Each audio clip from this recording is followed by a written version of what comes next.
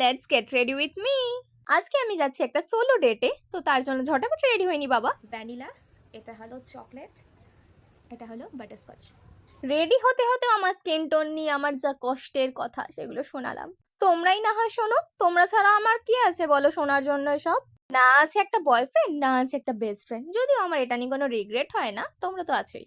মুখে ফাউন্ডেশন থুপতে থুপতে আমি হঠাৎ করে হাতে চলে গিয়েছি যে আমার হাতটা এত কালো যে আমাকে একদমই ভালো লাগবে না, যদিও আমাকে এমনিও ভালো লাগে না।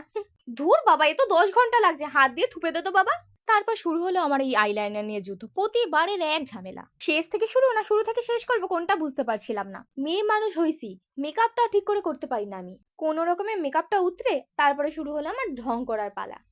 এটা আবার অলমোস্ট সব মেয়েরাই করতে বেশি ভালোবাসে আর বেশি ভালো পারেও, কারণ কি মেয়ে হয়েছি বাবা, সেজে গুজেছি, ক্যামেরা হোক বা আয়না, ওর সামনে তো একটু ঢং করতেই হবে। So now I'm ready. This is my bag. It's simple.